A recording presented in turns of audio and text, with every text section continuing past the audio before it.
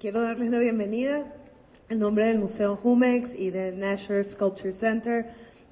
Hemos unido esfuerzos para realizar este encuentro y mesa redonda o panel en torno a la escultura contemporánea.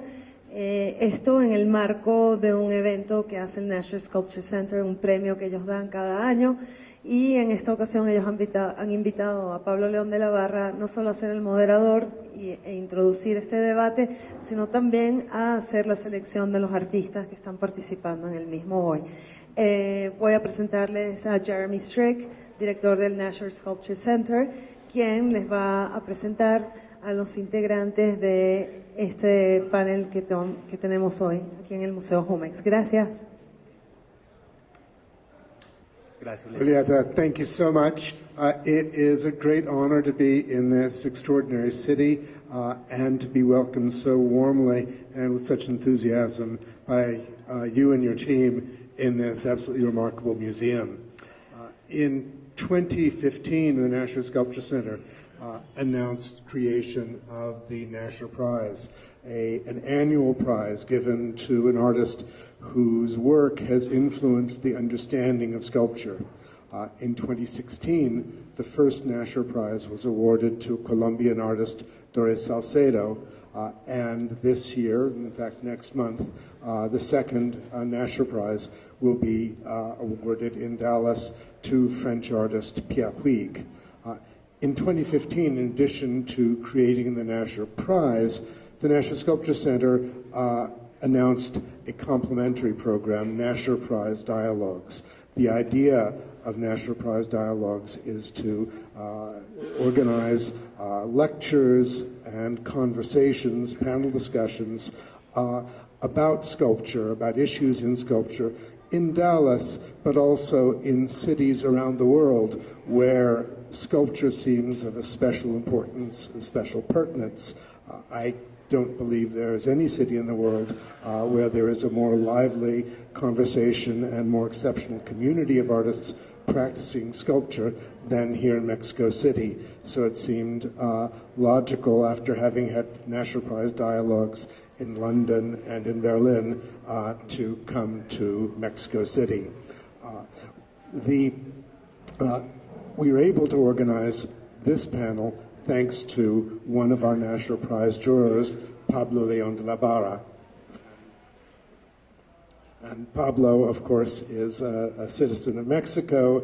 He is the Guggenheim UBS MAP Curator of Latin America, Mexico, and USA.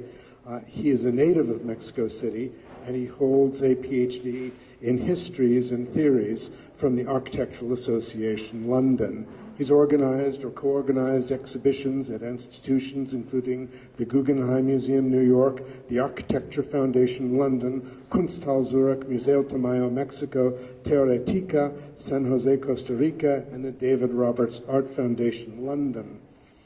He's the founder of the Novo Museo Tropical, was the curator of the first Bienal Tropical San Juan in 2011, and currently serves as the director of the Casa Franca Brasil in Rio de Janeiro. We are so grateful to Pablo for taking the time to join us this evening and for his invaluable help helping shape the discussion with a truly amazing group of artists, Sanford Biggers, Amalia Pica, Damian Ortega, and Fredo Reyes. Pablo? Thank you, Jeremy. Hola.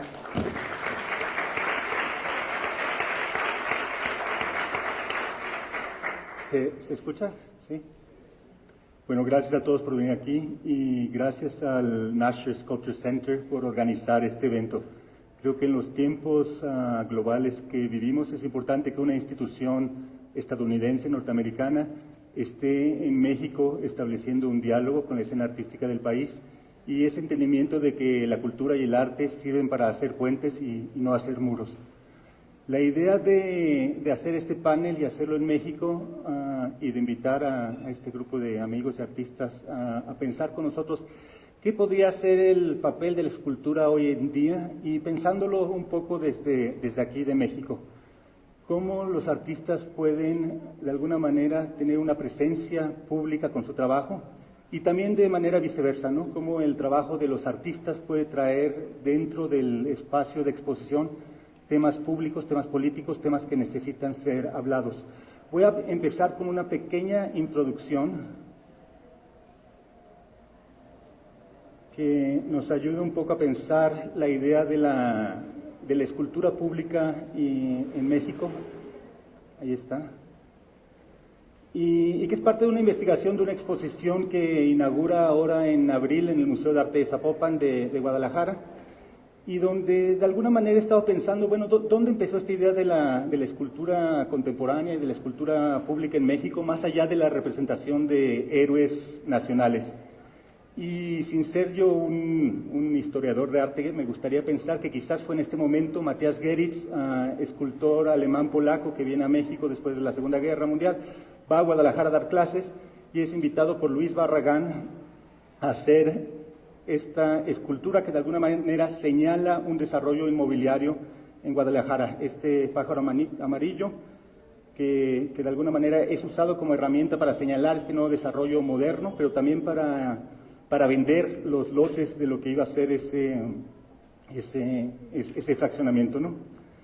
Esto fue en 1956 y de alguna manera sirvió como motivo para que en el 58 Luis Barragán invitara de nuevo a Matías Gerritz a hacer juntos lo que conocemos ahora como las torres de satélite, también usadas como símbolo de este nuevo desarrollo para señalar la modernidad que estaba aconteciendo ahí, pero para vender los terrenos donde esta clase media ilustrada iba a vivir, ¿no? La imagen de modernidad de las torres, bueno, fue usada en mil maneras. Estas son fotos de Karl Lagerfeld para la revista Vogue, pero también por fotógrafos mexicanos, Antonio Caballero, para hacer fotonovelas, ¿no? Y siempre constituyeron esta imagen de la modernidad, del futuro. Aquí una imagen de un periódico de satélite, con aquella idea de que iba a haber un aerobús que iba a ir por los aires conectando ciudad satélite, que entonces era periferia por México, así como fotos de la película de Jodorowsky, de La Montaña Sagrada, donde el personaje escapa a través de las torres de satélite para entrar a otro mundo, el mundo del H0. Una foto del artista, un dibujo del artista de Guadalajara, Mario Navarro, donde las torres satélite aparecen ya convirtiéndose en una ruina. El proyecto de las torres, de alguna manera, también influenció a que Matías, para el 68, invitara a todo un grupo de artistas internacionales a hacer lo que llamaron la Ruta de la Amistad, parte del programa de la Olimpiada Cultural, de la Olimpiada de México 68. Invitó a un grupo de artistas internacionales a hacer esculturas en concreto a lo largo de todo el periférico, esculturas que uno iba a poder ver en el automóvil. Por ejemplo, aquí tenemos la escultura de Italia, la escultura de Uruguay. Además, bueno, Pedro, que está aquí, él ocupó la escultura de Gonzalo Fonseca por muchos años, la Torre de los Vientos, haciéndolo un espacio de arte y de exposición.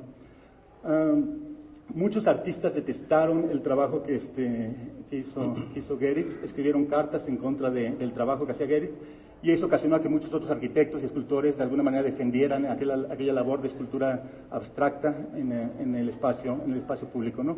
Otros, como Raquel Welch, bueno, aprovechó el fondo para hacer aquel video famoso que pueden encontrar en YouTube, donde Raquel danza enfrente de las esculturas de la Ruta de la Amistad. De alguna manera, el siguiente paso de este trabajo de escultura pública en el espacio público sería, lógicamente, el espacio escultórico, donde Gerritz invita a algunos artistas con los que trabajó en la Ruta de la Amistad a hacer quizás la obra de land art más importante que tenemos en México, de land art contemporáneo. Este espacio escultórico construido en la lava de Ciudad Universitaria, espacio que hoy se encuentra bajo riesgo y del que Pedro nos hablará más, ¿no?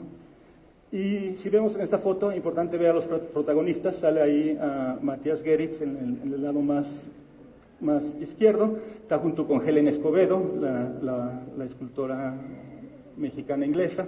Ahí aparece Sebastián, creo que Sebastián es el que está con las manos agarradas, debe ser Gersuel el otro, debe ser, no sé exactamente quién está, pero importante ver a los personajes, sobre todo a Helen y a Sebastián, ¿no? Y la idea continuó, ¿no? Poner aquí esculturas, invitar artistas en este momento nacionales a hacer esculturas esculturas abstractas dentro de la lava del Pedregal, ¿no?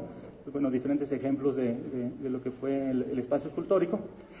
Y de alguna manera yo me imagino que toda esta presencia de la abstracción dentro de la lava, dentro de concreto, motivó a que Helen Escobedo hiciera este libro monumento hecho en 1989 junto con Paolo Gori, a quien invitó a fotografiar los diferentes monumentos que existían en el país, desde las cosas más kitsches, más representativas de nuestro folclore nacional, y que de alguna manera era lo contrario a aquella escultura abstracta que tanto había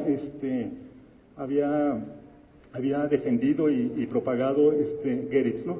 Entonces descubrir que la escultura mexicana, bueno, también tenía una presencia que iba más allá de los escultores artistas y que se desarrollaba en todo el país de mil maneras, ¿no? Bueno, ahí ven la cabeza de Neza con un Neza apenas siendo poblada, ven aquel hombre surgiendo entre la tierra que está en Campeche, que aparece en el libro de Robert Smithson, que se toma aquella foto en Palenque. A Robert Smithson le encantaba fotografiarse junto a esculturas, una concha que también debe ser por allá en Yucatán, una escultura de Cricri. Y de alguna manera me gustaría pensar que esta combinación de la escultura abstracta que heredamos a partir de Goeritz, con el kitsch mexicano que Helen Escobedo investigó. Aquí tenemos aquella escultura que ustedes ven de la carretera, la escultura de la carretera de Cuernavaca, unos gigantes toltecas, un Cristóbal Colón, debe ser un Hernán Cortés en un edificio que parece ser tipo González de León, unas cabezas tipo Olmeca de nuestros héroes nacionales. Entonces esta combinación de lo abstracto con lo kitsch, de alguna manera nos produjo a nuestro gran escultor público, Sebastián, ¿no? La combinación de abstracción con kitsch folclórico, que nos ha dado esculturas en todos los estados, en todas las esquinas de la ciudad, esculturas que combinan la representación, en este caso el caballito, con esta que es las puertas de Monterrey, estos arcos que parecen de McDonald's, que son las puertas de Guadalajara, un pez espada en Mazatlán, una palmera con un obelisco en Colima, un coyote que un poco parece inspirado también en la coyote de Neza, que parece inspirado en la Torre de los Vientos, el edificio de abajo, y bueno, su obra maestra, odiada por algunos, llamado por los que viven en la zona, el guerrero Chimali en Chimalhuacán, ¿no? Y que de alguna manera combina estos dos factores de escultura abstracta convirtiéndose en representación folclórica. Y que bueno, que obviamente se haya convertido motivo de risa y de memes, de comentarios, ¿no? Esta es mi favorita, ¿no? Con la cabeza la cabeza de Benito Juárez de Neza, echando esos rayos láser con aquel Chucky, no sé quién sea aquel personaje, ¿no? En un reciente, de un sitio de internet, hizo esta convocatoria de cuáles eran las peores, las esculturas públicas más horribles de la Ciudad de México. El primer lugar lo ganó la cabeza de Juárez, segundo lugar el guerrero de Chimali, tercer lugar el caballito de Sebastián. Sebastián tiene el segundo y el tercer lugar. El premio a la estafa, la estela de la luz o suavicrema, ¿no? Y bueno, y así sigue y demás, ¿no? Ahí ven algunas otras de las demás esculturas nombradas, que nos recuerda también un poco aquel proyecto de Abraham Cruz Villegas, ¿no? La ruta de la enemistad, donde él invitó a gente a escoger aquellas esculturas que les parecía lo más horrible del país, ¿no?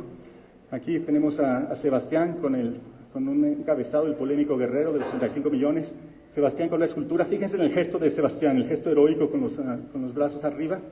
Y uno se pregunta qué pasó con aquel Sebastián que participó en la exposición Geometría Sensible de 1978 en el Museo de Arte Moderno, donde tenía estos objetos geométricos que nos recuerdan a Lilla Clark, y dónde fue que Sebastián de pronto se volvió el hacedor de estas esculturas enormes, ¿no? Entonces, bueno, y esto me invita a pensar, y este es un proyecto que a mí me gusta mucho del artista norteamericano David Hammons, que va a una escultura de Richard Serra, TSU, y bueno, él lo que hace es orina en la escultura de Richard Serra, ¿no? Y es detenido por la policía por orinar, ¿no? Y la pregunta sería aquí, bueno, ¿qué esculturas nos gustaría a nosotros orinar, ¿no? ¿En qué esculturas públicas nos gustaría a nosotros orinar, ¿no? Entonces, bueno, yo levanto la pregunta, hay muchas diferentes esculturas. ¿Y qué significa la escultura pública hoy en día, ¿no? El Malva, Museo de Arte Latinoamericano, también tiene, bueno, su propia escultura de Kunst. ¿Qué significa tener un Kunst afuera del museo, ¿no? Aquí tiene a Kunst, fíjense también en el gesto heroico de Kunst, muy parecido al de Sebastián, ¿no? Con la escultura de la danzarina. Y a partir de aquí, bueno, una invitación rápida a pensar cómo los artistas, sobre todo artistas de Latinoamérica, han estado pensando la escultura pública. Esta es una caricatura de Pablo Helguera, nomás voy a leer la última frase, pero él dice, bueno, oh gran Tlatoani, con todo respeto me permito recordarle que el arte público no es para el público, sino para el gobierno. Y el Tlatoani responde, claro, lo olvidaba, ¿no? Una otra, Artún, de Pablo Helguera, dice, bueno, la clave para diseñar un memorial es escuchar a todo el mundo discutir acerca de lo que quieren por 10 años y después diseñar cualquier cosa que nadie le va a gustar, ¿no? Y bueno, a partir de esto pensar qué otros artistas han pensado la escultura pública y que creo que va a ser parte del tema que vamos aquí a discutir. Eduardo Avaroa con su obelisco roto, inspirado en el bar de Newman, hecho de materiales de los vendedores ambulantes de las calles de la Ciudad de México y puesto en el sitio donde los vendedores de la calle venden sus objetos, hecho con plástico vinil rosa. Yo me encontré esta que yo no conocía en el internet, quizás tú sí la conocías también, también no, de Avaroa amarillo, también hecha de plástico, afuera del Oxxo, o sea, un artista trabajando con el Oxxo mucho antes que otros, ¿no? Una escultura de Damián Ortega aquí presente, bueno, el obelisco transportable, que la gente puede mover este monumento por todos lados. Iván Argote, artista colombiano, con un obelisco flácido que perdió su erección en París. Marta Minujín en 1978 en la Bienal de Sao Paulo con un obelisco tirado, acostado, la pérdida de poder de este símbolo de poder masculino. Y un año después, en 79, el obelisco cubierto de pan, también inclinado. A ella la idea de inclinar el monumento como pérdida de poder. Es un proyecto que ella nunca hizo, una copia de la Estatua de la Libertad cubierta de hamburguesas, que le pidió a McDonald's que donaran y que los bomberos iban a flamear y después el público iba a entrar a la Estatua de la Libertad dormida o caída a comer estas hamburguesas, ¿no? Más reciente, Leandro Elrich, que le quitó la cabeza al obelisco y lo apareció afuera del Museo Malva. Y algunos otros proyectos también de intervención en esculturas. El grupo SO3 en Sao Paulo, en los 70s también, cubriendo las esculturas con bolsas de plástico, recordando a aquellos secuestrados o desaparecidos por las dictaduras en América Latina.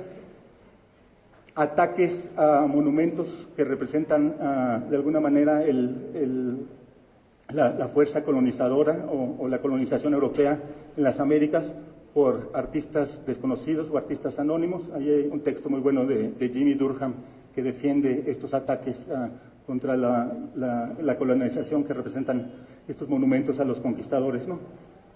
Algunos otros ejemplos, Bruno Lagomarsino, artista argentino nacido en Suecia por estar exiliado por sus padres por la dictadura argentina, aventando huevos contra la estatua de Colón en Sevilla. O Iván Argote de nuevo poniéndole ponchos a la estatua de Colón y de la reina Isabel. Muy divertido, artista guatemalteco, Byron Mármol, tomándose una foto encima de un botero. Entonces, bueno, él diciendo, en realidad lo que le gusta a la gente de Botero es que tienen el cuerpo de nosotros, los mesoamericanos, el cuerpo del que come tortilla, que come maíz, y poniéndose él arriba de la escultura misma de Botero. Una foto de un artista mexicano, Balán, de una escultura Botero, que fue grafiteada diciendo Botero burgués. Nuestro propio Julio Galán, subido y limpiando una escultura del David en Monterrey. O ejemplos como en Nicaragua, Alejandro de la Guerra, tumbando una réplica que él hizo de la escultura del dictador Somoza para recordarle a la gente lo que implica tirar esculturas y tirar dictadores. A la nueva generación que quizás había olvidado lo que implica una dictadura, pero que viven ahora bajo el gobierno de Ortega, que de alguna manera derrocó a la dictadura de Somoza, pero se volvió bastante similar a ella. Fotos de Pedro Meyers, que estuvo activo en Nicaragua en aquel entonces, una foto real de Somoza, destruida en aquel entonces, que él por lo general siempre enseña junto a una víctima de la guerra de Nicaragua.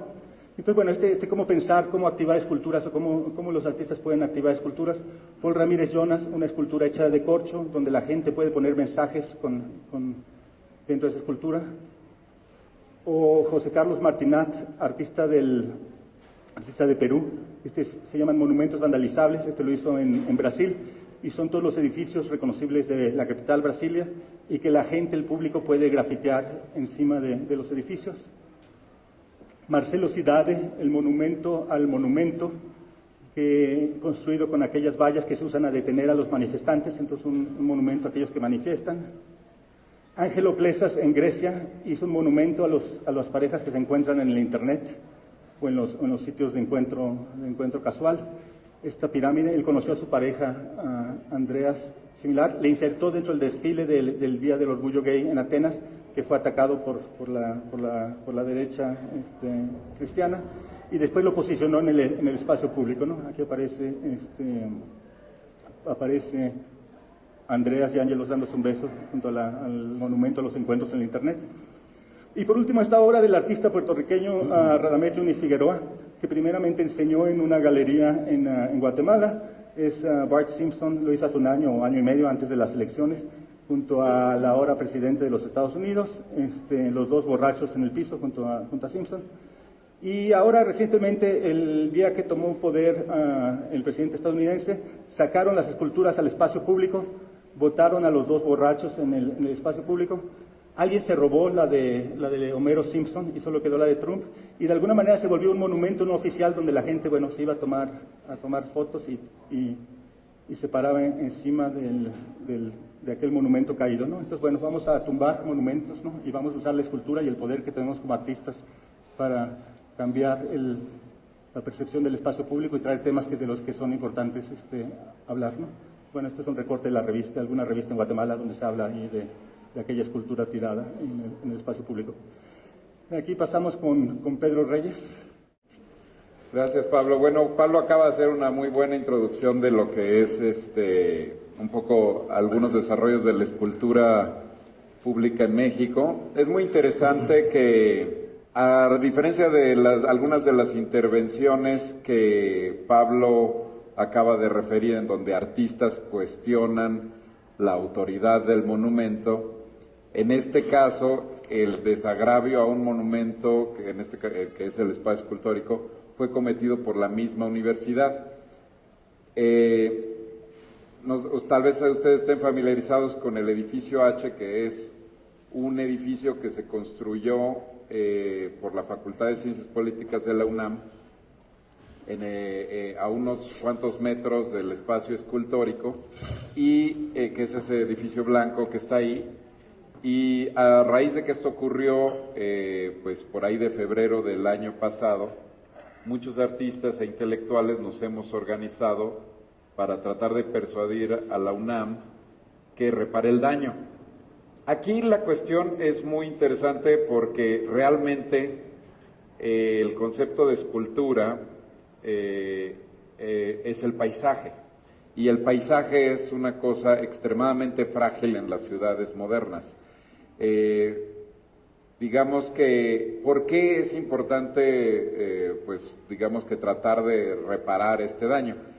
A diferencia de la mayoría de las obras de land art, en donde uno tiene que hacer grandes peregrinajes de días para llegar a ellas, el espacio escultórico es tal vez la escultura más grande del mundo, o una de las más grandes del mundo, y cuando estás en el centro del espacio escultórico, sientes que estás fuera de la ciudad.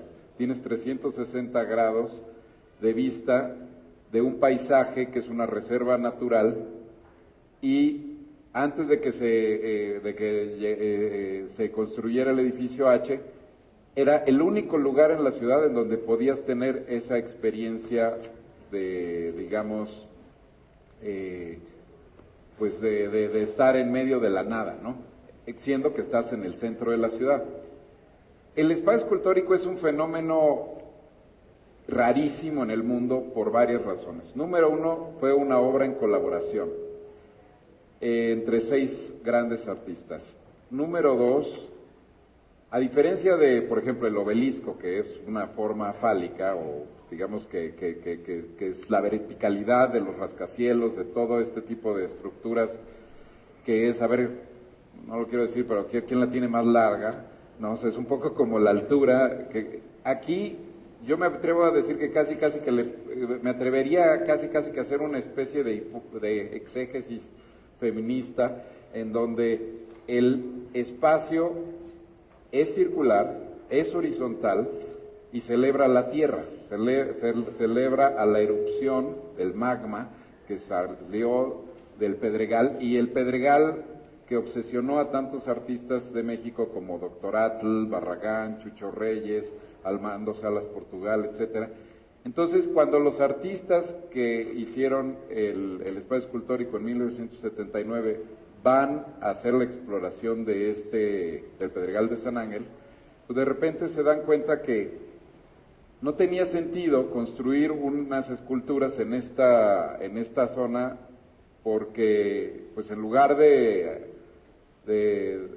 sea, porque arruinaban el paisaje, ¿no? O sea, digamos que es un gesto único que hayan decidido hacer un perímetro en donde lo que se buscaba era mostrar ese mar de lava, que era la escultura misma de la naturaleza. Aquí estamos hablando de una serie de nociones que eran muy de la época, de lo que era, pues, por ejemplo, en Estados Unidos se le llamaba earthworks o environmental art, etcétera, y que pues ya incorpora en el concepto de la escultura el concepto de, bueno, la noción de ecología, ¿no? De tener esa superficie en donde, por ejemplo, Felgueres, que fue uno de los autores, aclara que siempre todos los artistas tenían muy claro que desde el espacio escultórico nunca se debía de ver nada, y para eso se creó unos años después, en el 83, con el trabajo muy fuerte de varios ecologistas, una reserva natural de 237 hectáreas, que aseguran que tú, cuando estás ahí, no ves nada, no ves edificios. Entonces, el año pasado, por la insensibilidad de Narro, que era un rector que estuvo antes de Graue, que es el actual, se hicieron edificios muy mediocres en Ciudad Universitaria. A Narro le valía gorro que fuera patrimonio de la humanidad y todo eso. Y pues se hizo este edificio que arruina la obra. Y estamos hablando de la escultura más importante de México. O bueno, ahí se la llevan entre las torres de satélite y el espacio, pero o sea, la universidad, por ejemplo, ahorita, si ustedes ven TV UNAM, está presumiendo el edificio H, tratando de normalizar a este edificio, como que ya acostúmbrense que ahí se va a quedar. Lo que hemos estado insistiendo es que remover 4 pisos de ese edificio es un costo que vale la pena hacer.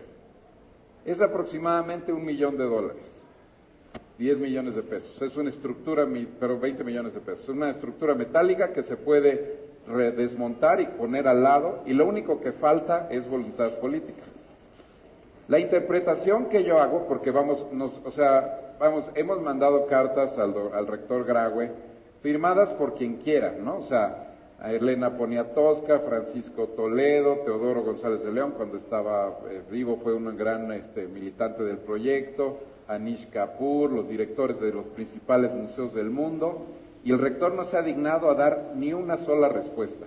Formaron una comisión, que es que de expertos, todos empleados de la UNAM, para deliberar. Y aquí, para ustedes que son profesionales del arte, tengo que denunciar a Renato González Melo, a Luis Noel y a otros miembros del Instituto de Investigaciones Estéticas, que yo no sé si por miedo a perder su chamba o por qué, dijeron que no, que estaba bien que el edificio se quedara ahí. En fin, la universidad no quiere aceptar el error que hizo y está destruyendo un patrimonio que no solamente le pertenece a la universidad, le pertenece a todos los mexicanos y al mundo. Entonces, la lucha continúa. Ahorita hicimos una campaña de fondeadora con la que reunimos 800,000 pesos para hacer un documental. Estas son algunas de las imágenes que van a ser incluidas ahí. El documental va a salir este año. Hemos buscado ayuda legal, hemos escrito a la UNESCO. Por cierto, Nuria Sáenz, que es la representante de la UNESCO en México, se lavó las manos. Esa señora no sirve para nada. Es de verdad un drama que la UNESCO sea cómplice de esta tragedia, porque no quieren tomar cartas en el asunto. Entonces, en fin, o sea, yo lo que creo es que en este caso, pues hay que saber que hay que estar del lado correcto de la historia, porque eso no se va a arreglar. O sea, Si el edificio, o sea, lo cierran los fines de semana el espacio escultórico para que la gente no se dé cuenta y no vaya a ver el desastre que es esta catástrofe del paisaje. Y bueno, pues no quiero tomar más tiempo del que me corresponde, pero en fin, nada más es un esfuerzo que estamos haciendo varios artistas por salvar este patrimonio escultórico, que finalmente pues es una escultura que no tiene igual en el mundo, ¿no? Gracias.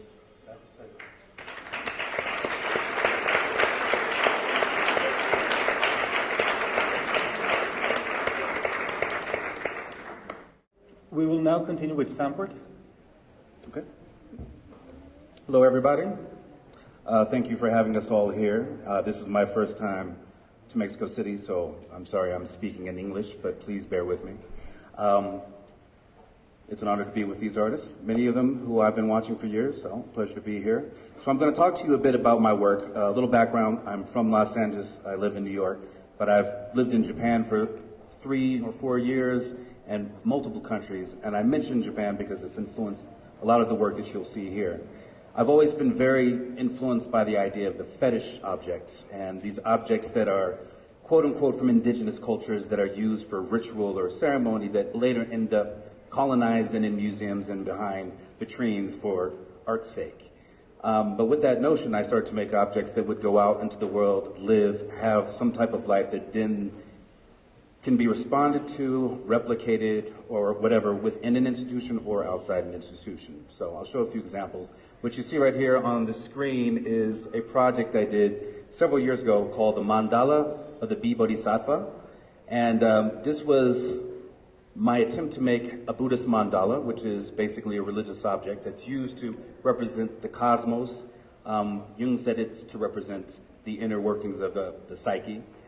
In this case, I used old floor tiles, and I hand-cut this design to make a floor that I later would take to public spaces. For example, the Bronx. Oh, no? Audio. It's working, yeah.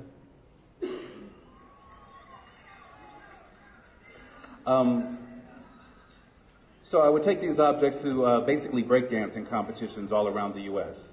And I would put a camera above, and I would use this as an opportunity to invite various neighborhoods, usually of brown people, that usually do not go to museums, they don't go to the MoMA, they don't go to the Whitney, a lot of them don't go to the Tate, but I would have these events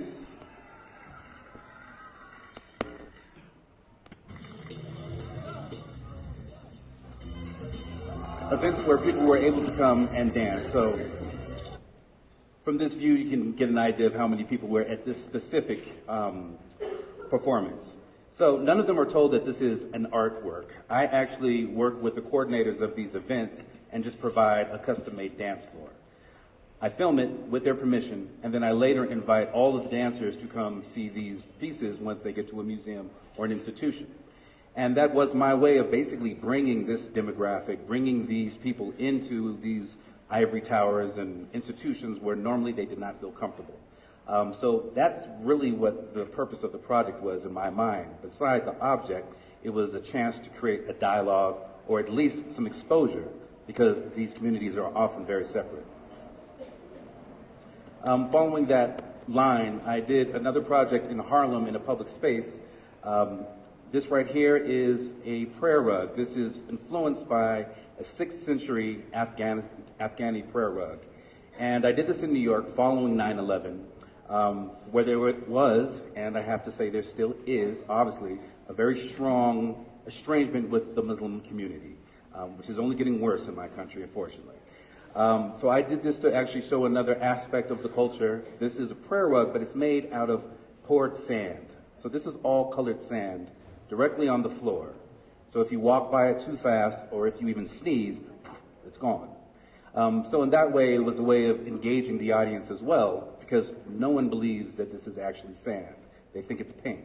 So inevitably, somebody will put their foot in it or try to walk on it, and then it starts to disappear. And then they feel a lot of blame and guilt, which is lovely, but it's also because the piece is really about impermanence. It's not meant to be there forever. It's really about how it resonates in the mind over time. And an interesting thing happened It took me around a week to install this, working every day with a team. And a good friend of mine was there every day. He brought his child there, who was around 7 years old at the time. And then the night of the opening, there was probably 200 people around this big floor. And the young girl, she freaked out, and she ran right across it. She just ran right to her mother, and the whole room just went, everybody was shocked. But I already took the pictures, so I was okay. But she was so fast and so light that it just smudged a little bit of it. But then it brought the piece into reality. People started to understand that there was a deeper idea besides just, this very, very large colored object. So this piece right here is called Lotus. Once again, going back to Buddhism, the lotus is a symbol of wholeness, purity, completeness, peace. And this particular lotus is made out of glass. It's hand etched. It's around close to 2.5 meters in diameter, and it weighs close to 600, 700 pounds. But when you get closer, here's another example, a view of it from below. This is actually hanging in a Buddhist museum in New York. But the closer you get to this object, you realize that all of those petals that make the lotus blossom, they're actually slave ships. And these are diagrams that were used by slavers to take captured Africans to the New World. This was originally used as a diagram to best maximize your money and your cargo. Then it was later used by abolitionists in the UK to show the horrors of slavery and to start the abolitionist movement that ultimately helped to end, well, partially end slavery. So this object right here took, I can't tell you how many hours. We had to hand carve every single figure. We couldn't do this with digital technology at the time, so this was literally sandblasted. But the idea of this piece struck a chord with a group in New York, and then I was later commissioned to do a public work. And this is a very large-scale version. This is approximately 9 meters in diameter, and this is steel on the side of a school, a high school for young men, African-American and Latino men, in the Bronx, in this area. And the interesting thing is I had to talk to the city many, many times to make this happen. And there was a woman from Puerto Rico who was very upset with the piece. And she said this had nothing to do with her culture. Exactly. And so I had to obviously cite a couple of important historical works to say, well, actually, it is very much part of your culture. But more importantly, it's part of the culture of America, and it's part of the culture of these boys that go to this school. And it's just sort of, an opportunity to teach them that you can never forget these things because they can happen again. Here we are in 2017. I'll move on. Let's see.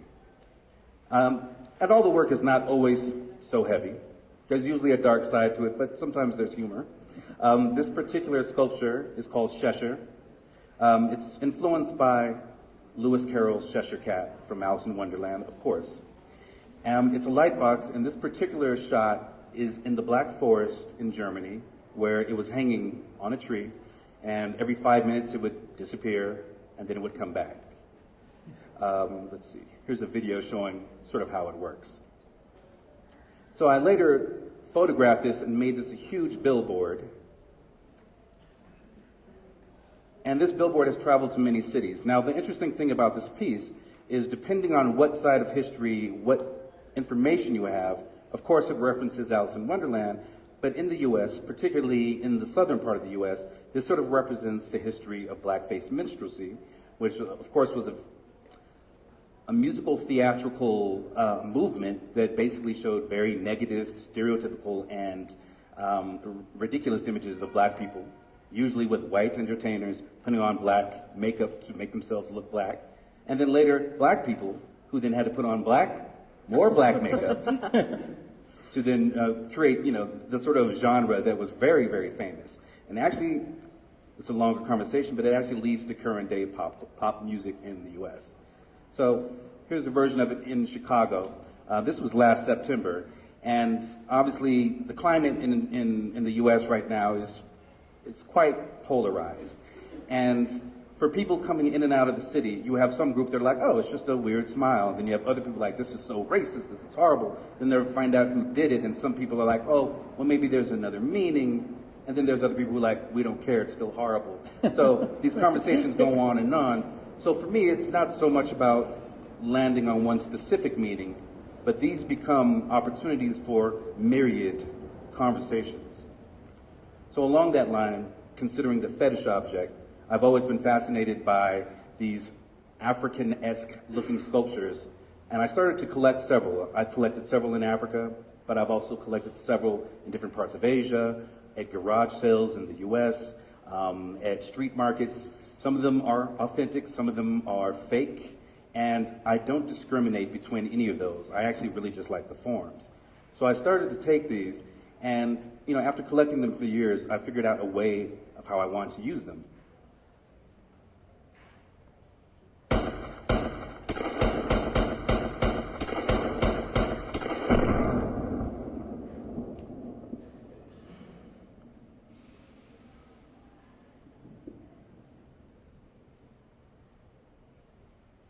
So I started to take those sculptures and I dipped them in a thick brown wax so that I can make them less identifiable, so they all start to look the same.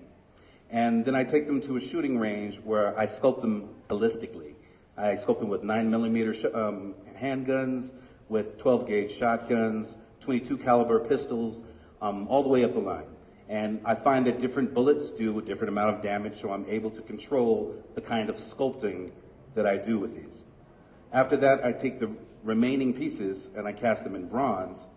So, in some way, this is talking, obviously, about a lot of the police interaction with African Americans that has been really publicized over the last 3 or 4 years with Trayvon Martin and many of the things that are happening.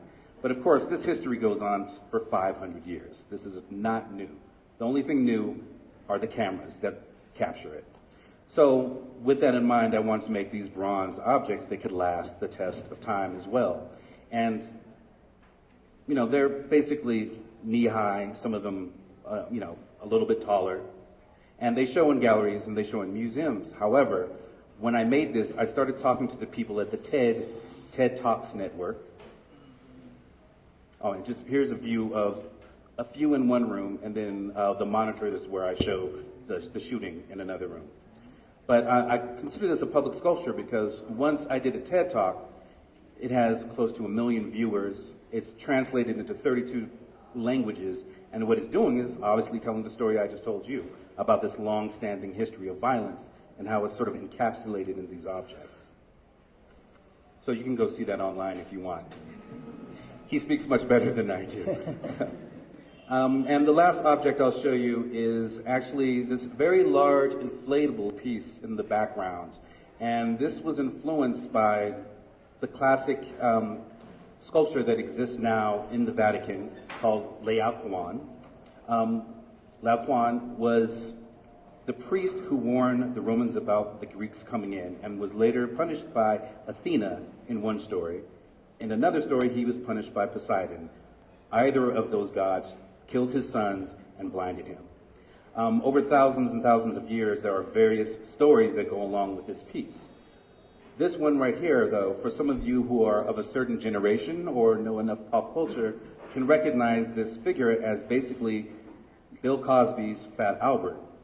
And basically, this is Fat Albert shot down in the back, laying on the street. Now, to make this even more complicated, there is the fact that this is Bill Cosby's character. And when you see a body laying down, sleep with Bill Cosby, you don't know how that might have happened. So it is a conflation of very problematic issues. Of course, there's police and civilians, but there's this idea of this out-of-control male ego that is, wreaking havoc over decades on groups of women. So this piece actually, there was a lot of controversy around this. I was attacked by several writers, several young black writers, in fact, who thought that this somehow was exploiting black pain for the sake of white audiences, which was very interesting because the people who critiqued this never really spoke to me. They don't know that I've had police put me on the ground with guns to the back of my head several times in my life. So this actually does speak to very personal things too. These writers seem to have been of a certain generation, so the way they saw this was strictly related to Black Lives Matter, whereas other generations see this as strictly related to Bill Cosby. So it's a very complicated thing. All that to say is I'm not going to tell you everything it means. It's up to you to figure out. But in the public sphere, that's where these ideas come into dialogue. And this piece will be in Chicago, probably in September, as an outdoor piece. What I didn't show you is that it actually breathes. So this is sped up, but over time, it's basically taking his last breaths. And this one is a very small one. This is maybe 2.5 meters tall. The large one is 9 meters if he were standing. So it takes a very long time to see that inhale and exhale, maybe a minute or 2 minutes. Thank you. I think I'll leave it with that. Thank you, Antonio.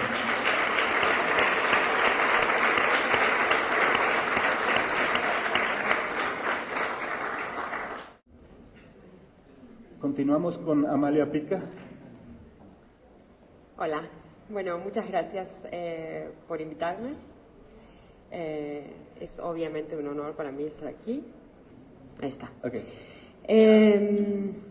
Bueno, este señor que ven en esta escultura es el ingeniero Cipoletti. Cipoletti es el pueblo donde yo crecí. Y el ingeniero Cipoletti fue un ingeniero nacido en Roma, que fue el responsable en construir y diseñar los canales de riego de la zona, los que posibilitan que crezcan las manzanas, que son el símbolo de mi pueblo. De hecho, hay un jugo de manzana muy famoso en toda Argentina que se llama el jugo Cipoletti. Y el pueblo es muy chico, pero la gente que me escucha decir que soy de Cipoletti se entera que es por la manzana. Este es como el primer monumento que yo vi de niña. Lo veía más o menos desde este ángulo. Y uno de mis juegos favoritos era subirme a ese pedestal que tiene y darle vueltas alrededor de las piernas, hasta que un día me caí. Y ese fue el primer hueso que me rompí, y creo que definió como una especie de relación traumática con la escultura pública. ¿Y qué altura tenía eso? No se ve muy alto, ¿verdad? Yo creo que debe haber sido como 1,5 metros. Porque yo me podía trepar, ¿ves que ahí hay un escalón? Ahora no volví a la rotonda, de hecho. No he parado el auto. La próxima vez que me enfrenté a un monumento lo hice con una grúa y con un arnés. Estaba un poco más protegida. Estos son stills de un video que documentan una pieza que es como una especie de intervención, si se quiere, a un monumento ecuestre, en el cual en el video no se ve quién es el héroe, pero básicamente lo que hice fue como tomar este dicho de qué color es el caballo blanco, en el caso de Argentina es el de San Martín, pero me interesaba que este dicho va cambiando como de héroe en distintos países. De ratos es Garibaldi, de ratos es Bolívar, de ratos es Artigas o Napoleón. Básicamente lo que yo quería hacer era como denotar cómo es estos monumentos, cómo nos van contando la historia en términos como si fuera una leyenda o un cuento de hadas, ¿no? Entonces como corregir a la escultura y pintarle el caballo blanco. Obviamente el caballo blanco está pintado de tiza, que es una referencia como a la escuela normal argentina. Por eso yo tengo puesto un guardapolvo blanco, que es el uniforme de la escuela pública en Argentina. Pero obviamente está pintado con tiza que se vuela, digamos, no daña al monumento. Pero una de las cosas interesantes es que la reacción del público siempre tiene mucho que ver con proteger al monumento, que es un monumento al que en general nadie mira, y son monumentos que están hechos en serie generalmente. Por ejemplo, este señor es Bolívar, y yo lo he visto varias veces en varios puntos distintos del universo, y son todos iguales. Y bueno, entonces siempre es como interesante ese debate entre la gente que siente que estas esculturas deberían ser como pizarrones en donde uno puede expresarse, y gente que en ese momento se les ocurre como protegerlos. Aquí voy a ver si logro meterme un segundito a internet, no porque vayamos a ver nada, pero les voy a mostrar. Esta es una escultura que es un podio de cemento que yo hice, que es que fue adquirido por el MFA de Boston, Y en el contrato, cuando ellos compraron la pieza, dice que una vez por año por lo menos la tienen que activar. La activación de la pieza consiste en invitar a miembros de la comunidad a elegir un discurso político histórico. La condición es que tiene que haber como un desplazamiento de género o de raza con la persona que primero dio ese discurso. Y una de las cosas que me pasa mucho con esa pieza y la razón por la que la quería traer es porque de vez en cuando hago una búsqueda en internet y me entero que por ejemplo, 77 years ago, estuvo, por ejemplo, el ex embajador a Nigeria leyendo un discurso de Lincoln, que es algo que yo ya no sé. Y en ese sentido me interesaba traer como la responsabilidad pública de un museo como el MFA en coleccionar una pieza que tiene como este instructivo en el que yo ya ni siquiera me entero cuáles son los líderes de la comunidad a los que invitan, cuáles son los discursos que se leen. Hay como algunas guías como para evitar que se transforme en una plataforma para ciertos discursos que tal vez irían muy en contra de lo que a mí me gustaría, pero por lo demás es una pieza que tiene una vida pública que es muy separada de lo que yo decido, ¿no? Gracias a que la institución también cumple esa función pública de activación. Y esta es una foto de la pieza cuando la entraron, digamos, aquí vive normalmente, que es en la entrada del museo, y en invierno a veces la entran, y en este caso la pusieron como parte de una expo y también hubo como una activación, entonces había unos discursos que la gente podía elegir en ese momento y leer en ese momento, y eso fue un poquito más consultado.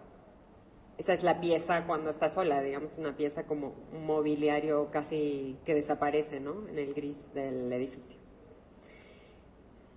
Este es un proyecto que por ahí es como otro acercamiento a la idea de una escultura pública. A mí me invitaron de una galería que se llama Chisenhall, que es un espacio sin fines de lucro que queda en el este de Londres, a hacer una obra que no fuera dentro de la galería, sino que estuviera en la calle. Y siempre, digamos, Poli, la curadora, lo hizo con mucha seriedad, pero siempre esta invitación de una obra relacionada a la comunidad es como difícil para los artistas, ¿no? Porque supone que nosotros podríamos prever qué obra puede ser pertinente a esa comunidad. Y lo cierto es que creo que las esculturas se vuelven públicas también cuando hay una contingencia histórica y una necesidad del público tal vez de tomarlas como plataforma, que no es necesariamente una cosa que pueda hacerse desde la intención meramente artística. Entonces, con esta idea de tratar de ver quién era esta comunidad del este, quiénes eran estas gentes, y de caminar por las calles de Londres y sentir que estaban todas estas puertas de la gente que vivía allí, que yo sentía que lo que hacía que esta gente fuera de ahí era que su casa estaba ahí. Entonces me interesó plantear una escultura que pudiera penetrar en esas casas. Entonces, esta fue una escultura itinerante. La escultura en sí es una especie de rendición un poco extraña de una Echevarría, que originalmente yo la había hecho para enterrarla, entonces la Echevarría iba a quedar aquí y esto era como una base que no se iba a ver. Quedó en el estudio durante mucho tiempo y a la curadora le pareció importante, siendo que mi estudio queda en ese lugar, que fuera algo que yo ya tuviera en el estudio, que saliera a la calle, digamos.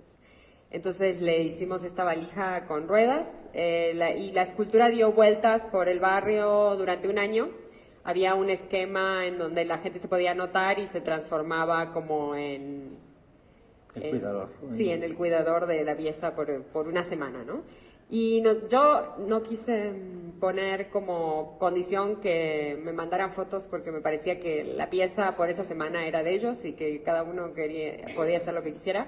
Pero bueno, alguna gente lo hizo, como esta señora que vive en un barco, o esta gente que le tomó una foto al lado de una gallina, o esta señora que esto es una foto de hecho que me llegó a través de alguien más, pero básicamente no, el único esquema de documentación de la pieza es un formato que se llama Lending Card, que está basado como en las tarjetas de préstamo de las bibliotecas, en donde la gente va poniendo su código postal y solamente va firmando, que es también un juego de palabras con la Landing Card, que es el documento inmigratorio que uno llena cuando entra al Reino Unido como visitante. Una de las cosas que me parecía como interesante es que la echevarría es una planta que obviamente, que es nativa de México, que además fue documentada por Atanasio Echevarría Godoy, que fue uno de los artistas botánicos que acompañó a la expedición real española cuando se hizo el primer relevamiento de flora de México y del sur de los Estados Unidos. Y entonces, como es la planta en inglés le falta una R, lo que hace esta escultura es que cambia de nombre cada vez que se muestra en un lugar distinto, cada vez que viaja por un lugar distinto, pero siempre hay un error ortográfico en la transcripción de su nombre.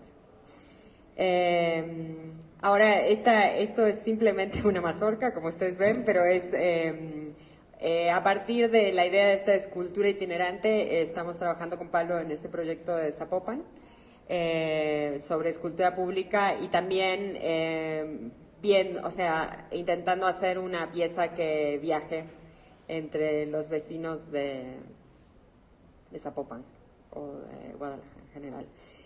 Una de las cosas que me interesaba a mí explorar es esta cosa antimonumental de la escultura, poder entender que la escultura pública no siempre tiene que ser grande y roja, sino que puede existir en escala real y puede ser una réplica real. Entonces, lo que estoy trabajando ahora es en hacer una réplica de una mazorca con sus granos, de cada grano en sí, y que los granos viajen por separado del olote, digamos, y que la gente se transforme en custodios de esos granos de maíz, que no van a ser de maíz, van a ser de cerámica. Pero es como rendir este homenaje a la complejidad de lo pequeño también, y como entender que desde la escultura pública también podemos buscar integrar distintos modos de atención que no necesariamente son estos del impacto visual grande, que es una idea bastante difícil de vender, pero... El municipio de Zapopan, que es ciudad anexa a Guadalajara, era un gran productor de maíz hasta recientemente que se ha dejado de producir maíz en México y se importa en la mayoría maíz genéticamente modificado de los Estados Unidos. Entonces también tiene que ver con aquella memoria de aquello que se perdió, ¿no?, entre los habitantes. Sí. Que se transformen en los nuevos custodios. Pero eso está en veremos, digamos. Es como hablar de fantasmas, por ahora. Esto es una pieza que no es una pieza... este es el nombre de la pieza, que se llama A intersección B intersección C. Es una pieza que yo desarrollé para el Museo Tamayo, es una pieza que está dentro del museo, no afuera, y que también se exhibió aquí en Jumex.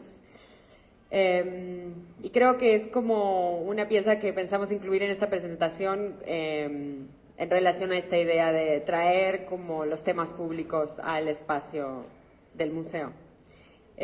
Básicamente lo que es la pieza es una habitación con formas acrílicas y cada cierto tiempo un grupo de personas entra al espacio, tienen estos guantes, o sea que hay como una especie de diferenciación del público, toman una pieza cada uno y forman una composición y la sostienen por unos 10 segundos, dejan las piezas en otro lugar, toman otras piezas y forman otra composición. Entonces lo que va ocurriendo es que siempre las composiciones son diferentes, que cada instante de encuentro es distinto y la habitación también va cambiando. Esta pieza tiene que ver con una pieza anterior que yo hice que miraba la historia de las matemáticas de conjunto y los diagramas de Venn durante la dictadura argentina.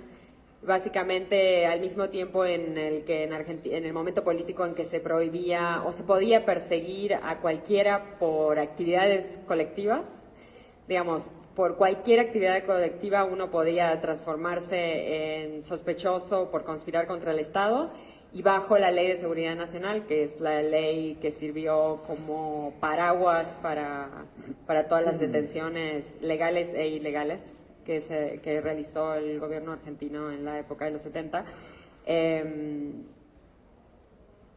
Digamos, uno simplemente por juntarse con gente uno podía terminar detenido.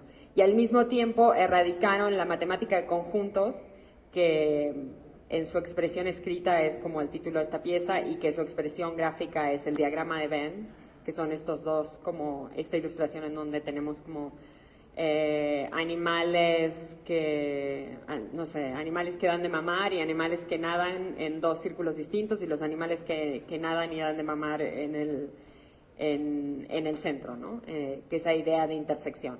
Entonces lo que quise hacer con esta pieza era como celebrar esa relación entre una... O sea, me preocupó un poco entender, o quizás darle demasiado crédito al gobierno de la dictadura argentina de entender de que uno, tal vez si no tiene un lenguaje con el que expresar algo, no pueda producir ese pensamiento. Digamos, sí, la pregunta filosófica sería si podemos pensar al átomo fuera del modelo atómico.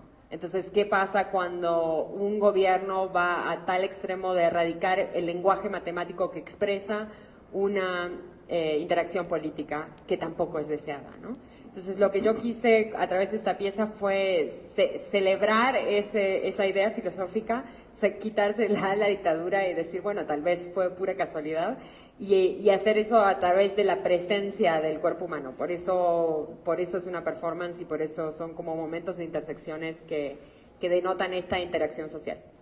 Y un poco como para casi hacer como mímica de estos mecanismos de la historia de documentación y de errores en documentación, yo le pedí a una fotógrafa mexicana que fuera un día que yo no estuviera en el Tamayo y tomara una serie de fotografías en blanco y negro de estas composiciones que son irrepetibles. Y lo que luego yo hice fue recrear esas formas como esculturas, como homenajes a esos encuentros únicos e irrepetibles entre este grupo de personas.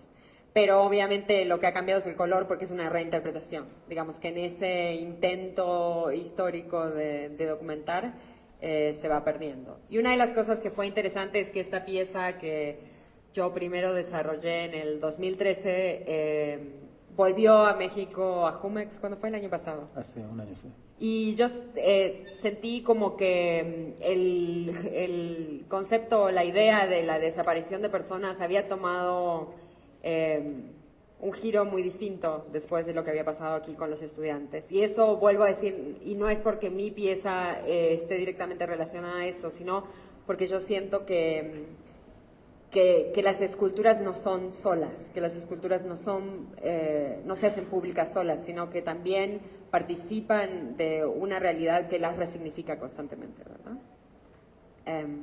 Creo que tal vez podemos parar ahí o seguimos con asamblea. Nada más asamblea rápido, porque Okay. creo que es una pieza que tiene sentido también hoy día, en procesos que no se terminan, ¿no? Ok.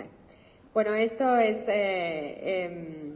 básicamente una performance, que es una performance que se puede repetir, pero que fue primeramente concebida para la Plaza de los Dos Congresos en Buenos Aires, en donde yo invité a un grupo de personas a traer cada una silla, que la deberían cargar como una especie de pancarta, y a seguir, o sea, básicamente lo que yo hice fue entrenar a una persona para que sepa la coreografía, y la gente que participó, digamos, seguía.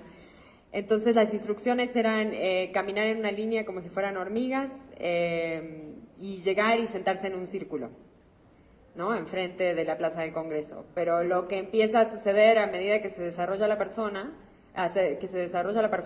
es que la primera persona se empieza a levantar antes de que, cuando el círculo está a punto de cerrarse, la persona va y empieza otro círculo en otro lado. Y este proceso se repite varias veces hasta que los participantes se van. La performance se llama Asamble porque es una versión incompleta de la palabra asamblea, de esta idea de un constante repensar cómo es que nos juntamos y para qué nos juntamos y qué nos queremos decir, ¿no? Como un proceso de juntarnos a dialogar que está en constante formación y que a veces, que siempre es incompleto y que siempre es procesual. Y esta pieza tal vez tiene que ver un poco con la anterior en un sentido tal vez de mi búsqueda artística, que es esta idea de a través de la forma tratar de entender cómo nos puede aportar la forma a ciertos pensamientos que tal vez son más discursivos o políticos, ¿no? Entonces me interesó explorar el círculo como esta forma milenaria en que parece que nos juntamos como desde Stonehenge hasta las mesas redondas de hoy en día, como si fuera una forma inherentemente política, pero que a su vez no se termina de completar en ningún momento. Curiosamente fue una pieza que Amalia activó en el Festival de Performance de Buenos Aires, justo casi en paralelo a la transición que se dio del gobierno de izquierda de los Kirchner, de casi 10 años o más en el poder, hacia la derecha de Macri, ¿no? Entonces también marca esas transiciones que nunca se completan, o aquellas cosas que no se llegan a terminar. En Londres la repetimos en julio pasado, y también fue por coincidencia que sucedió justo antes del Brexit, ¿no? Entonces también procesos de cambio que se dan, que siempre quedan fracturados, ¿no? Con esto pasamos a nuestro último panelista, Damián Ortega. Le voy a pasar la computadora. ¿Ah, la compra?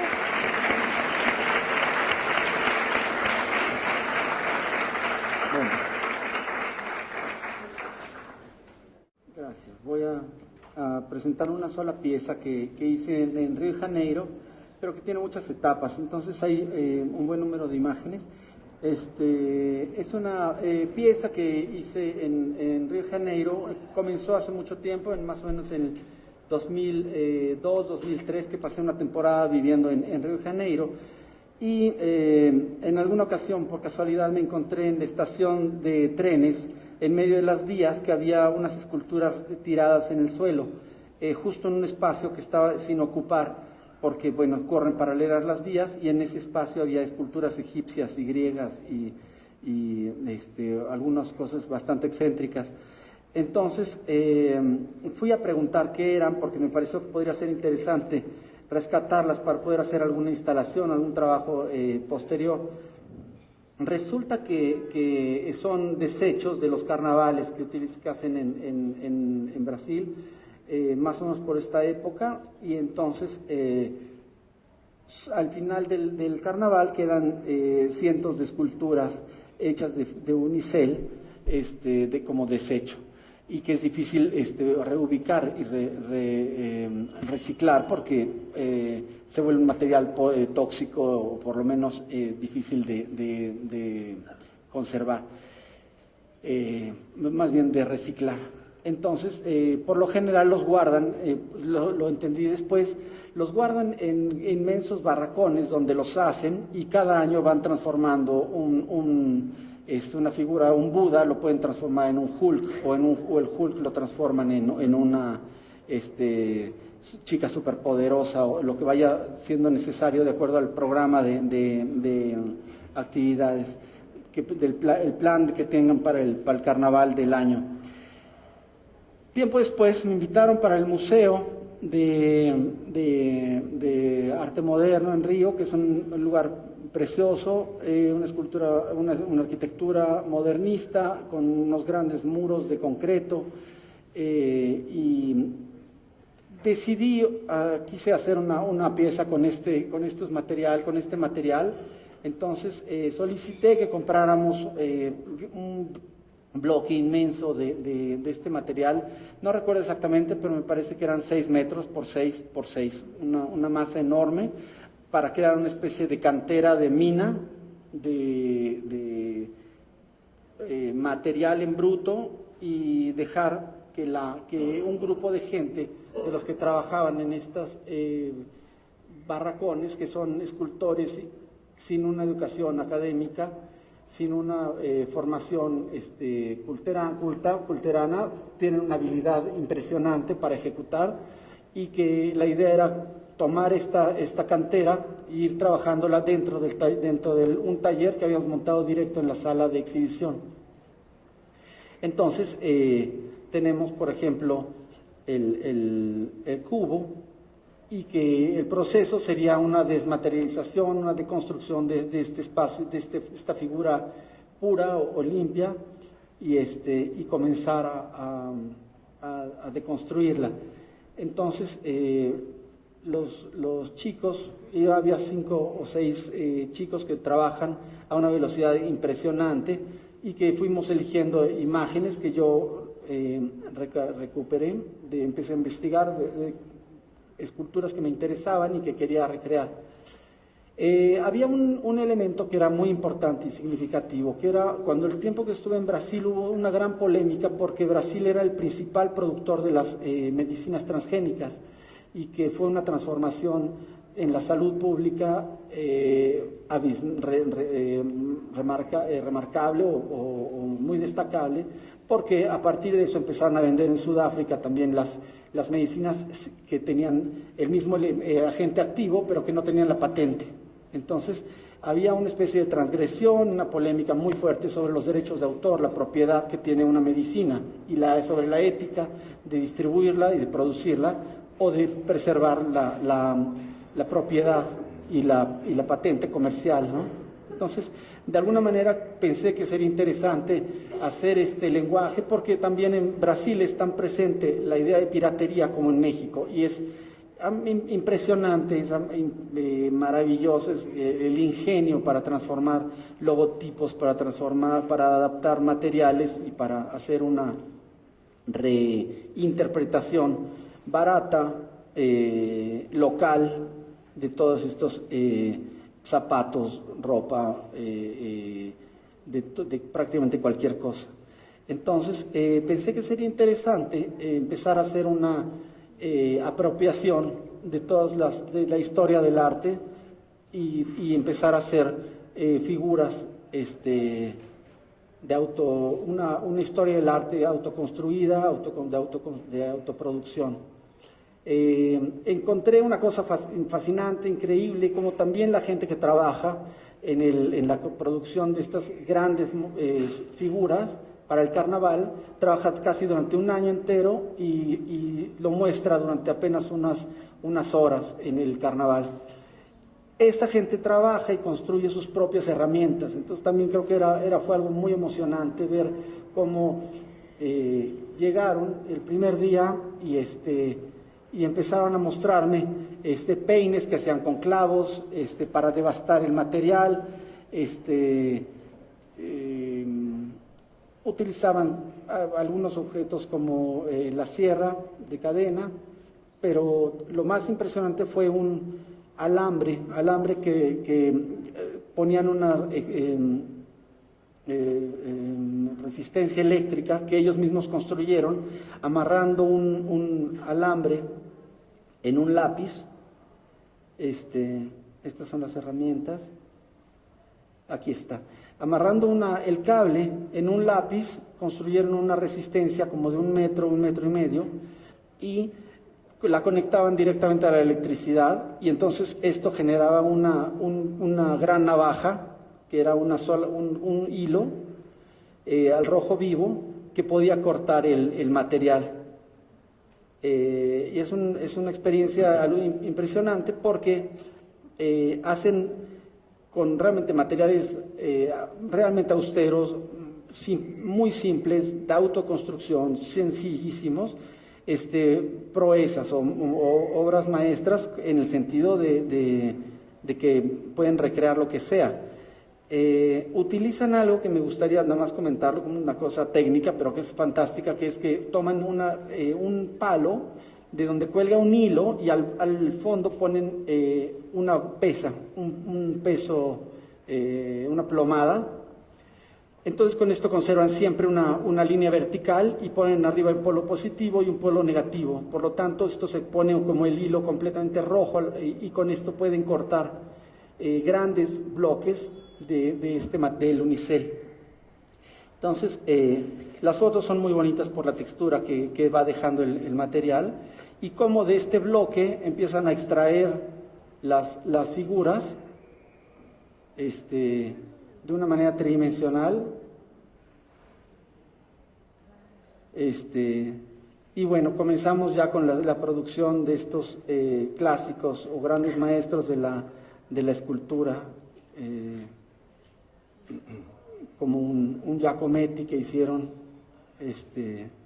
y que justamente estuvo instalado en el museo, en el espacio, en el lugar donde estuvo el original, alguna vez expuesto. Y era realmente muy gracioso ver esta capacidad y el refinamiento que podían tener los constructores, ¿no? Además trabajaban a partir de casi fotocopias que imprimían, o sea, a partir de fotos bidimensionales que volvían tridimensionales, ¿no? Entonces sí. había un conocimiento increíble de transformar la imagen, ¿no? De 2 dimensiones a 3 dimensiones. Era como un espacio realmente adorable o fantástico, porque era realmente ver una materia en bruto y ver todas las posibilidades o toda la imaginación o capacidad o historia completamente libre para poder hacer lo que fuera. Entonces era una especie de juego ya muy entusiasta de ellos y mío de poder hacer obras que uno conocía y que podía uno ver réplicas en la exhibición. Había cuando fue Pablo a visitarnos al museo, comentó una historia muy interesante de Mario Pedrosa, que cuando hubo un incendio enorme en Río, entonces gran parte de las obras originales que tenían se perdieron. Entonces surgió una polémica también sobre la autenticidad de las obras y la importancia de tener una obra original o no tenerla, y tener una representación de esas piezas, de manera que uno pudiera tener la experiencia y poder contemplarla y convivir con una obra a pesar de no ser un original. Entonces, a partir de eso también hubo algo que fue muy divertido, de ir a visitar la exposición permanente del museo y ver la colección actual, y también poder hacer una réplica de sus mismas obras, ¿no? Fue, por ejemplo, ahí la famosa pieza de Orozco, de la DS, y también una obra de Ernesto Neto. Aquí empezamos a hacer una combi, que era con el fin de hacer una réplica de Boyce, con los trineos, también a Henry Moore.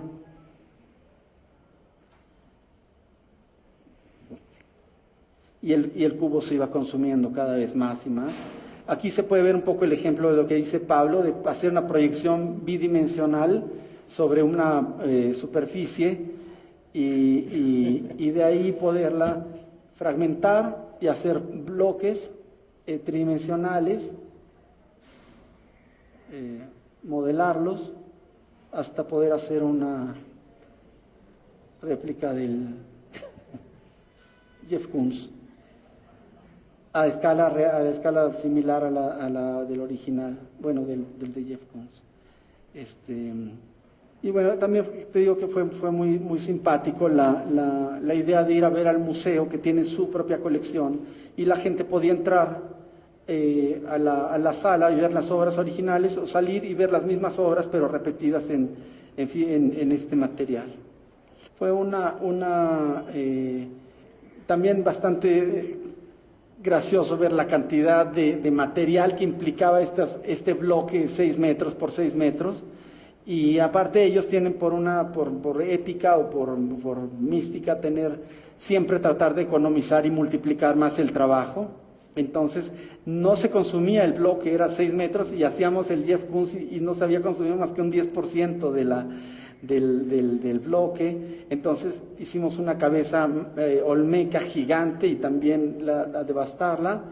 Aquí está, por ejemplo, la camioneta que era para Joseph Beuys, y produjeron o hicimos los trineos, y quedaron muy mal hechos, se veían terriblemente toscos y feos. Entonces decidí cambiarla y hacer otra pieza de Pablo Nazaret. De Pablo Nazaret. Que es una combi que le sale en Bananas, que es una obra más reciente de Pablo. Lo que era muy impresionante es que Damián de alguna manera creaba este museo de copias, que estaba siempre creándose durante la exposición, o sea, siempre estaba transformándose porque la exposición empezó con el bloque, con el cubo, y iban apareciendo estas nuevas esculturas, pero además colapsaba a tiempos históricos y existían desde Olmecas hasta Jeff Koons, ¿no? Entonces iba más allá de la idea de la historia y lo contemporáneo, creando este espacio donde dialogaban todos estos momentos históricos, todas estas culturas, y creabas una nueva lectura de lo que podría ser la historia del arte, ¿no? Sí. Que es muy en paralelo a aquel pensamiento que Mario Pedrosa tuvo del Museo de Copias en los 50, ¿no? Y bueno, una de las últimas piezas fue tratar de hacer un Buda tibetano como de 9 metros para poder utilizar todo el material que pudiéramos, y fue realmente espectacular, era gigantesco. Fue también una condición muy particular porque creo que no en cualquier museo se hubiera podido hacer, poner una resistencia eléctrica y conectarse al circuito de la iluminación de todo el museo. Generaba obviamente un poco de polución, el material, las cantidades de basura que producíamos era aberrante. Y bueno, pues aquí está la instalación final. Y era este museo como pues un poco también esta ambición de controlarlo todo, de tenerlo todo, de poseerlo todo, y a partir Regresas al anterior, ¿sí? Porque lo que es interesante también, si ven ahí atrás, estaba el taller donde producían las esculturas. Entonces uno como público siempre estaba viendo la producción que estaba sucediendo dentro de la exposición, ¿no? Sí. Y veías a los, ¿verdad?, maestros artesanos de las escuelas de samba con ese talento y trabajando ahí todos los días, ¿no? Sí, fue muy, muy, muy divertido. Y de ahí sentí que la idea de la materialidad, del volumen que teníamos al principio, quizás se había transformado, pero de una manera tan artesanal que me quise seguir pensando en eso, dándole la vuelta, y fui a Sao Paulo todavía con un último pedazo que quedó del cubo, y reconstruimos una pieza de un edificio, del techo, un gran plafón que tiene un edificio en Sao Paulo, que es el Bretaña, que es un edificio muy particular porque es un edificio modernista, funcionalista, pero que fue muy polémico porque era completamente barroco, excedido, seductor, y que contradecía de alguna manera todos los principios de practicidad, de economía, de síntesis que tenía el modernismo brasileño, para encontrar realmente un discurso muy apropiado, tropical, que jugara con las entradas de luz, con los colores, y que fuera caro, y muy, no caro, pero sí obviamente implicaba un gasto en la estética, en el placer, que eso nunca se había contemplado, ¿no? Entonces, lo que quise hacer es reproducir, como habíamos hecho las piezas antes, reproducir un fragmento del techo, y recrearlo en la galería. Me gustaba la idea del cubo de unicel, y la intervención de entrar dentro del cubo y entrar y extraer la pieza como si hubiera estado ya construida desde dentro, un poco un principio ahí renacentista o de Miguel Ángel, ¿no?, que jugaba mucho con la idea de que la pieza ya existía dentro del cubo, y bueno, traté de eliminar también el elemento artesanal o de manufactura, y simplemente hacer un ejercicio de abrir un hoyo dentro de la masa y empezar a tirar el polvo, a desprenderlo, y así simplemente abrir un corredor dentro del cubo, y hasta producir un espacio negativo que estuviera extendido en todo el espacio, ¿no? Entonces, era muy chistoso también en Brasil, como en todo este glamour y siempre el cliché del Brasil tropical, cálido, colorido, a llegar a una galería y que fuera una recreación casi como de una época de invierno berlinés o neoyorquino, ahí como Vine después, unos meses después, vine a México, quería traer la pieza, quería mostrarla, y concluyó con un performance que hizo Guillermo Santamarina, donde empezó a extender todo el polvo que había sido extirpado o extraído de la cantera, del bloque de unicel, y extendido en la galería, haciendo un dibujo que obviamente que era muy interesante porque se fue extendiendo y fue abrazando las otras piezas, llevando recorridos, delimitando el espacio también de una manera temporal, y que en algún momento de la tarde se recogía todo y se replegaba y después volvía a extenderse y a desenvolverse. Había algo muy gracioso pues también en el sentido de hacer esta especie de caminos para que la gente pudiera transitar, ¿no? Es todo, es la cultura mexicana.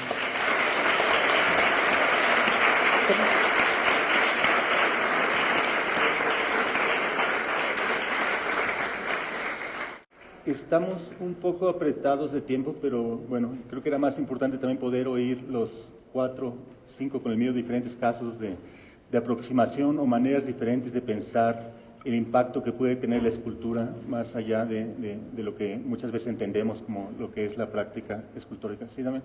Perdón, se me olvidó algo importante, como algo que yo no lo sabía, fue una coincidencia como muy interesante, que fue justamente se cumplirían el aniversario de cuando Elio Itizica había entrado al mismo museo con toda la escuela de samba para poder entrar a intervenir el espacio solemne del museo y también traer el espacio público dentro de este espacio público, pero quizás solemnizado, ritualizado del museo, y llegando con la escuela de samba, con bailarines, fue donde inició con los parangolés, y entonces había de alguna manera también algo muy festejado como de la idea de traer este espacio público y de reconocer pues un talento popular, y también el museo que pudiera volverse este espacio parte del exterior, y el exterior dentro del hacer una cosa revolvente, pues integrada, ¿no?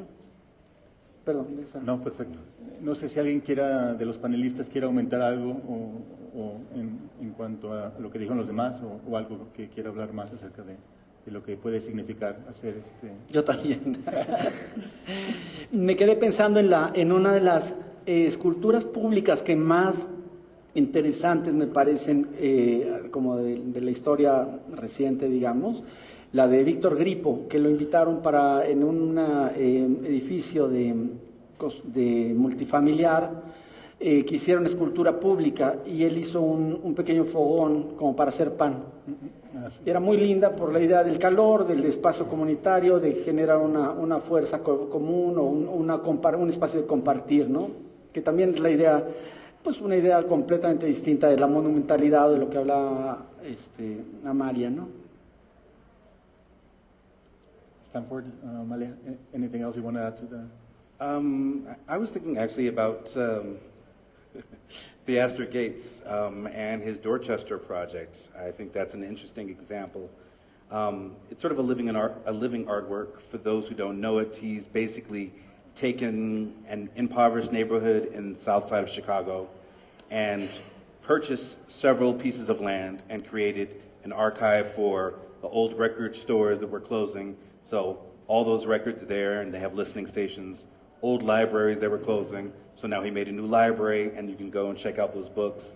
And then he got money from the city to pay people to come and actually work in those places. So it really started to invigorate that area. And now he's expanded and purchased an old bank, which holds a very large library. It's an exhibition space, mixed use. So it's a bit of sculpture, it's social practice, but it's also sort of reinvigorating financially an area that had no access to funds before. Yo tal vez, si se trata de traer algunos ejemplos, creo que habría que mencionar también al Silvio-Tasso, ¿no? Que es un ejemplo histórico, pero en la época de la dictadura argentina, cuando se juntaron 3 artistas y organizaron lo que ellos llamaron un evento gráfico, en donde, junto con organizaciones de derechos humanos como las Madres de Plaza de Mayo, fueron a la plaza y trazaron sus siluetas en papel, como para significar la gente que había desaparecido. Entonces adentro les ponían los nombres de gente que estaba desaparecida y los empezaron a pegar por la ciudad. Y una de las cosas interesantes del siluetazo es que yo crecí sabiendo lo que era el siluetazo, sabiendo lo que esas siluetas significaban, porque se viralizó y se fue a todas las ciudades de Argentina. Mi mamá me explicó lo que quería decir eso, pero aprendí que era una obra de arte recién cuando fui a la escuela de arte. O sea, fue una obra de arte que se volvió tan pública que ya no importaba que había sido un gesto iniciado por artistas, sino que la gente lo tomó como una manera de aparecer lo que estaba desapareciendo. Pedro, ¿algo más? Bueno, digo, yo acabo de también hacer como una reflexión sobre la escultura para una exposición que está ahorita en Nueva York, en la galería con la que trabajo, y justo fue como una experiencia que de alguna forma fue como si me visitaran fantasmas de los escultores del pasado, pero los preconceptuales, o sea, como que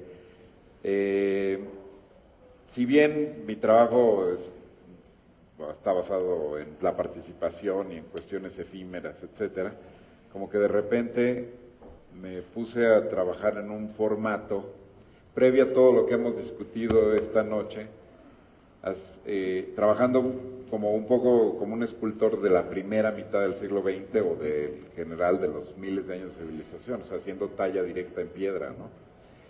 Y buscando en la forma que no necesitara haber ningún tipo de historia, anécdota, narrativa, interacción, etcétera, sino que el volumen per se fuera lo único que se necesitara en ese trabajo. Entonces, digamos que de alguna forma, nada más lo menciono como porque cuando tú hablabas, por ejemplo, de la escultura abstracta y del kitsch, hay como toda una historia de escultura mexicana de la que nunca se habla, que es, por ejemplo, pues no sé, Rómulo Rosso, Ignacio Asunzolo, Luis Ortiz Monasterio, ¿cómo se llama? Martínez, el que hizo el Monumento a la Revolución, Rosa Fidencio, vamos, una cantidad de nombres de escultores deliciosos, totalmente olvidados, porque en nuestro mundo contemporáneo como que la historia empieza con Manzoni, con Duchamp, etcétera, y entonces ha habido una especie o sea, y pasa en todos los países, ¿no? O sea, por ejemplo, con Estados Unidos, no sé, está Pierre Lachaise, o ¿cómo se llama? Gastón Lachaise, o Eline Edelman, o sea, son otros tipos de escultores que también se nos olvida pensar en ellos, y si te vas a Alemania, pues es Ernest Barjach, o ¿cómo se llama? Gerald Marx, entonces todos los países tienen como que escultores que hacían escultura figurativa, y que es toda una historia fascinante de arte que pues ya perdimos contacto. Entonces como que yo acabo de ir al inframundo de los escultores y estuve ahí como que en ese viaje, pero nada más lo menciono como una especie de otra dimensión de la escultura tradicional, ¿no? Pero viable. Para terminar, nada más, ¿cómo podemos apoyar tu lucha por el rescate del espacio escultórico? Bueno, el espacio escultórico, que sí es una obra increíblemente vanguardista y termina siendo, sigue siendo como mucho más pues visionaria de muchas de las prácticas contemporáneas. Hay una cosa muy bonita que los escultores, cuando hicieron esa pieza, escribieron un manifiesto y decían: queremos hacer un arte para todos y para siempre. Entonces, yo creo que esa vocación de que fuera un espacio para todos, porque es un espacio gratuito, hoy en día el espacio público, pues, o más bien el espacio natural parece que ya es nada más el privilegio de unos pocos, ¿no? O sea, un espacio natural gratuito, abierto, etcétera, es un derecho humano, y la cultura es un derecho humano. y el hecho de hacerlo para siempre, se hizo un esfuerzo para que esto perseverara por siempre. Yo quiero pensar que la negligencia de la universidad para reparar el error es nada más que, pues que ahorita Narro es secretario de salud y le están medio cubriendo para que no le salpique a él la culpa de haber hecho ese edificio, o nada más así como que necesita la universidad que vea que estamos enojados y que no se nos ha olvidado. Entonces, yo creo que pues es cuestión de seguirlo hablando, de seguir insistiendo. Yo le he intentado por las buenas, así de, vamos a hacer una subasta, juntamos los fondos necesarios, tratando todo por las buenas, y así, silencio total. Entonces, pues, lo que decidimos es hacer como que un documental para tratar de explicar la importancia de la obra y pues eventualmente pues habrá que compartirlo pero pues si alguien conoce a alguien en la UNAM, pues muevan sus palancas. Con esto vamos a terminar. Queremos espacios y arte y esculturas para todos y para siempre. No sé si alguien tenga una pregunta que sea muy urgente y quiera hacérsela a alguno de los panelistas o algún comentario que también sea inteligente, que no sea que no dure una hora. Felices de pasarles el micrófono. Está ahí con Cristian. Bueno, mi nombre es Sandra y estudio la faceta docente de Matías Geritz, en la parte de educación. Bueno, voy a tratar de ser elocuente con toda la presión de la velocidad. Hablando un poco de la figura de la institución contra sí misma, en este caso la UNAM, y esta idea como de la escultura monumental entre estos dos ámbitos, entre el fracaso y la violencia, y digamos, la institución contra sí misma, si no se podría un poco como visibilizar la figura de Sebastián, porque tanto él participó en el espacio escultórico como es ahora el premio a el metamonumento de lo horripilante, y si se podría considerar en una lectura discursiva de digamos, monstruo posmoderno mexicano como relevante en ese sentido, es decir, el monumento al monumento que ejemplifica la corrupción, lo absurdo y esta violencia. Y la pregunta es para Pablo León de la Barra. Y como último comentario, también hay un espacio de esculturas del Museo de Arte Moderno donde está la serpiente, que sería increíble que un artista tan reconocido como Pedro Reyes también visibilizara su abandono. La escultura de Matías Geritz, la del eco, ¿dices? ¿La serpiente del eco? La serpiente del eco, que está la réplica en el espacio escultórico del Museo de Arte Moderno, y también la escultura de Jersúa, que fue me parece que el autor realmente del espacio escultórico, también eso está como bastante abandonado, como parte de la memoria.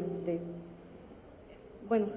Creo que ese tema podemos seguirlo hablando por horas, ¿no? Creo que la presencia de Sebastián en el ámbito escultórico o el monopolio de Sebastián da mucho para hablar, pero creo que El Guerrero del Chimalhuacán quizás es su obra más heroica y que en realidad le da visibilidad a un lugar y a una gente que nunca había tenido el arte cerca, ¿no? Entonces creo que al final el círculo de Sebastián, digamos que todos aquellos otros errores sirvieron para No, yo estoy en desacuerdo contigo. Es irónico o no. Digo, es que la cuestión es que yo nada más para mencionar, Sebastián fue invitado por la Comisión de Análisis de la UNAM y fue el único de todos los escultores vivos que dijo, no, está perfecto, déjenlo así. En parte porque pues también, por ejemplo, la escultura que él impuso en el campus, que además tiene como 8 esculturas en el campus de la UNAM, era una escultura que había hecho para el Congreso de la Unión y que finalmente la puso ahí junto al estadio. Entonces sabe que esa escultura está en el perímetro protegido por la UNESCO. Entonces, de entrada él ya había hecho una violación a los parámetros de protección de la UNESCO, pero es una persona sin el más mínimo escrúpulo, sin principios, y se la vive estafando a los gobernadores. O sea, Sebastián le ofrece a un gobernador o a un presidente municipal una escultura con un contrato en donde luego tienen ellos que contratarlo a él para el mantenimiento, y siempre hace unas, digamos que, estafas horribles. Es una horrible persona y horrible artista. Y Gersuga no es el autor del espacio escultórico, sí es una obra colectiva. Digo, ahí eso lo analizamos con detalle en el documental que estamos haciendo. Creo que no tiene que ver con esto, pero Pedro, tú y yo tuvimos esta conversación antes, pero yo, sin conocer mucho, me parece súper noble el apoyo y la campaña que estás haciendo con el espacio escultórico. Difiero de que sea una obra que deba ser leída como feminista. Como siendo la única mujer en este panel, siento que no es una lectura justa, o sea, solo porque es redonda y tiene tierra adentro. De verdad, o sea, no es de acuerdo, así. Pero así es, yo dije, me atrevo a hacer una hipótesis. A mí me gusta imaginarla así, pero bueno, eso es personal, eso sí, sí, no, pues no, o sea, digo. No, pero bueno, o sea, digamos que también los hombres queremos ser feministas y pues, o sea, hacemos exégesis. No, pero justamente por eso, porque es una visión muy reductiva del feminismo que se autodeclara como feminista. Y porque siento que la intención es buena de querer ser feminista, termina teniendo tal vez un efecto opuesto, de tratar de decir qué es lo feminista cuando no es algo que se autodetermina como feminista. No, eso es una interpretación que es una proyección mía, o sea, no. Pero bueno, no, solo lo quería decir, me parece increíble que estés peleando eso, y me parece que es cierto que es una de las esculturas más impresionantes que yo experimenté en mi vida, y que no hay que hacer un road trip de 5 días para ir a verla, ¿no? Eso me parece increíble. Creo que para terminar, solo la importancia de traer al frente el tema de Sebastián y su monopolio sobre la escultura nacional es para levantar la pregunta de cómo nosotros como comunidad artística podemos retomar el espacio público a través de nuestras prácticas. Y creo que lo que vimos aquí son diferentes 4 maneras de cómo a través de la escultura y las prácticas artísticas se puede tener efectos reales sobre nuestra vida de hoy, ¿no? Entonces, no sé si alguien tiene algo más, y si no, con esto terminamos. No sé.